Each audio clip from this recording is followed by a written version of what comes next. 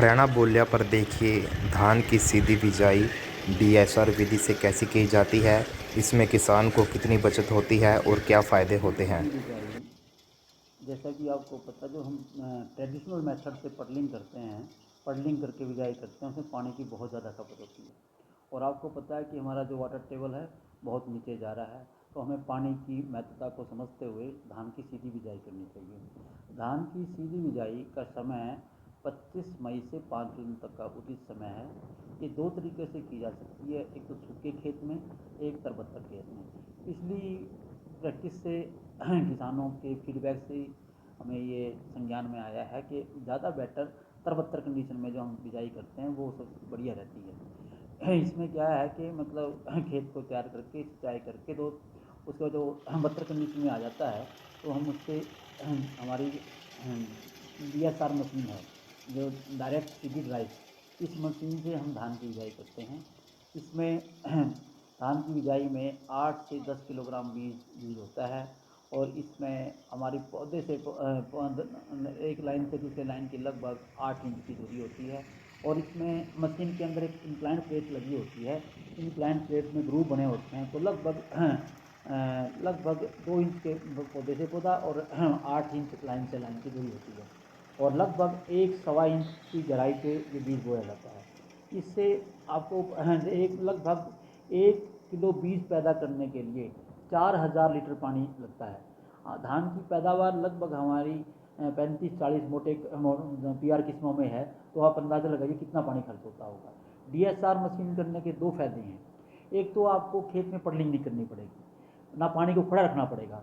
जब हम पानी में पडलिंग करते हैं और उसमें पानी को खड़ा रखते हैं पूरा टाइम, एक तो पानी का इवेपोरेशन से लॉस होता है और एक बहुत ज़्यादा पानी की खपत होती है।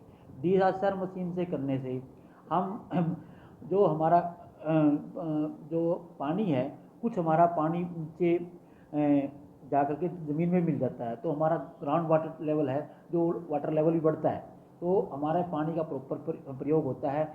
लगभग 25 से 30% पानी कम लगता है DSR मशीन से सिंचाई करने में।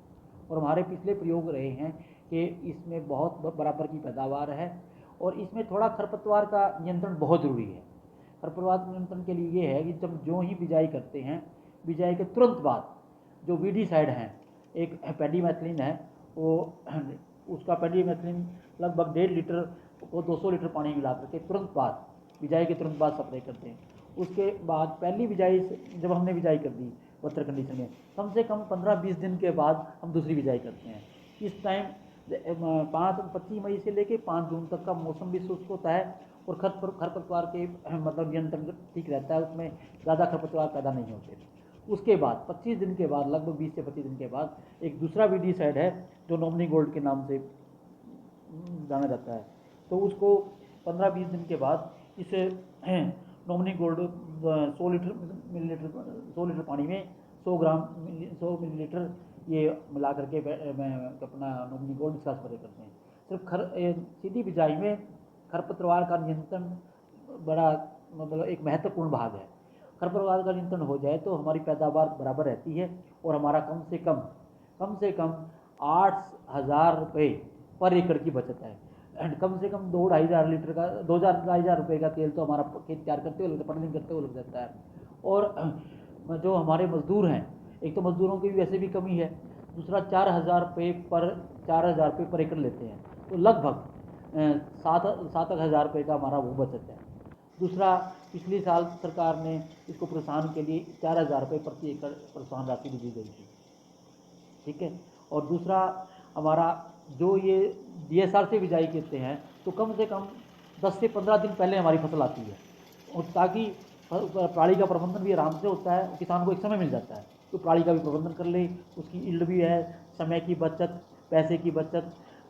इस तरह से ये मतलब धान की जो सीधी बिजाई है किसान के लिए बहुत लाभदायक है। सर, अगर जैसे कुछ लोग पार्टनरशिप भी लगाते हैं तो अभी किसान कर सकते हैं कि देखो मतलब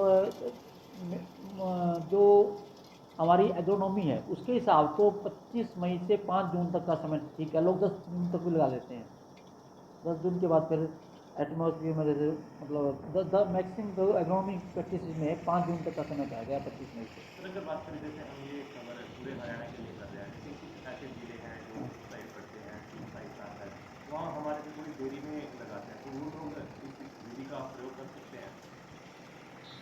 इसके लिए मतलब हमारे मतलब एरिया वाइज रहता है, ज़मीन की कंडीशन में भी रहता है।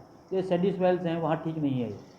सैंडी स्वेल में मतलब इसका इतने अच्छे रिजल्ट नहीं रहे हैं, तो ये एरिया वाइज भी थोड़ा फर्क पड़ता है।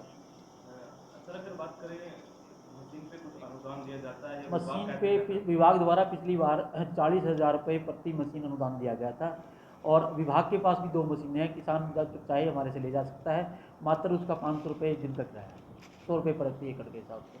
तो किसानों ने अपने पर्सनली भी दे रखे हैं? हाँ, किसानों ने, हमने पिछले 4-5 सालों से हम दे रहे हैं, तो किसानों ने अपनी मशीन भी ली हुई है। तो लाइन से लाइन पे जैसे बिजाई की जाती है तो बीमारियां भी कम रहती हैं? हाँ बिल्कुल, ये आपका कहना बिल्कुल ठीक है।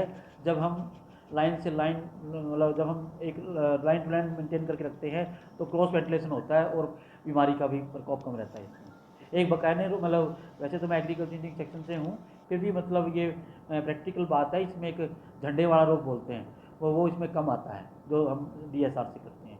खरपतवार का है एक थोड़ा पोर्सन, हम उसको, हमारे पास बहुत वीडीसाइड हैं, तो टाइमली उनका स्प्रे करके तो इन खरपतवार का भी नियंत्रण किया जा सकता है।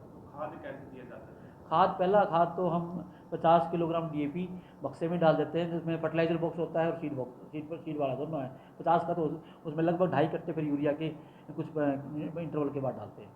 ये आपका परिचय सर? राजेश वर्मा, सहायक कृषि अभियंता कुरुक्षेत्र।